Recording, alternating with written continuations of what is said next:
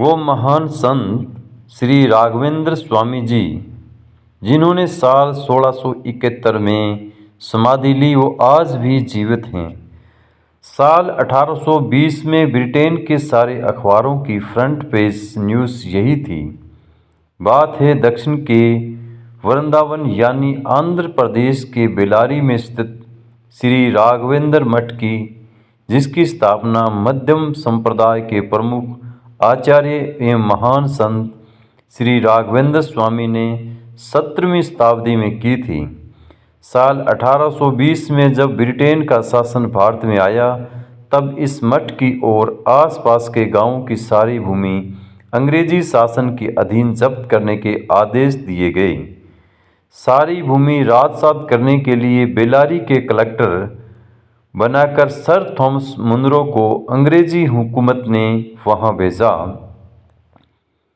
अब जब sir Thomas Munro ने गांव वालों से उनकी और मंत्रालय मठ की ज़मीन के कागजात दिखाने को कहे, तो वे भोले भाले लोग बस एक ही बात बोले, मठ के अंदर हमारे स्वामी श्री राघवेंद्र हैं, उन्हीं से ही सारी भूमि के बारे में जानकारी है, हम लोगों को तो इस बारे में कुछ भी पता नहीं।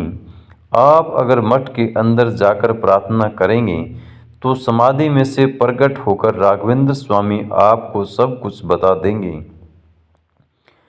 ग्रामीणों के ऐसा कहने पर थॉमस ने अपना हेट उतारा, जूते मोजे खोले और हाथ धोकर विधिवत पवित्रता से मठ के भीतर प्रवेश किया। वहाँ उन्हें स्वामी राघवेंद्र का समाधि स्थल दिखाई दिया, जहाँ पर वे जमीन पर आसन लगाकर बैठे और प्रार्थना करने लगे।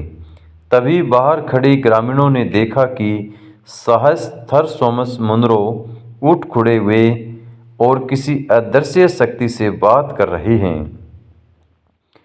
उन्होंने थॉमस की आवाज़ और भाव भंगिमाएं तो स्पष्ट रूप से दिखी, पर बात किस से हो रही है वो नहीं दिखाई दिया। थोड़ी देर में सर थॉमस बाहर आए और उनके हाथों में कुमकुम चंदन लगे थोड़े से चावल के दाने थे। ग्रामीणों ने जब सब वृतांत पूछा तो उन्होंने बताया, मैंने जब समाधि के आगे सच्चे मन से प्रार्थना की और आप लोगों की मदद की भावना रखी, तब उस समाधि में से एक दिव्य साधु प्रकट हुए। उन्होंने मुझे उस ज़मीन का सारा इतिहास बता दिया है और आदेश दिया है कि ज़मीन राजसात नहीं की जाए।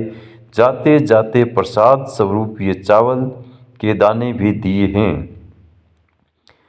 ग्रामीणों और मठ के भक्तों के नेत्र सजल हो गए। सर थॉमस मुनरो से मनचली अडोनी तालुका नामक शीर्षक लिखा और नीचे सारी भूमि मंत्रालय मठ और गांव के नाम करने का आदेश लिखकर अपने दस्तखत कर दिए। ये घटना अक्सर साल 1820 के मद्रास गैजेट में सर थॉमस मुनरो द्वारा दर्ज करवाई गई, जिसे आप आज भी चेन्नई के सरकारी रिकॉर्ड और ब्रिटेन के फोर्ट सेंट जॉर्ज में आप देख सकते हैं। ब्रिटेन के अखबारों में इस घटना का अपने मुख्य पृष्ठ पर बड़े बड़े अक्षरों में वर्णन किया गया। सच है ना, संत समाधि लेते हैं, विदाई नहीं।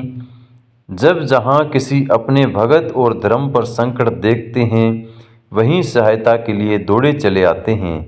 साल 2018 में इन्हीं सर थॉमस मुनरो की 5वीं पीढ़ी मंत्रालय मठ में दर्शन करने और अपने पूर्वज के इस धर्म कर्त्य की साक्षी बनने आई थी।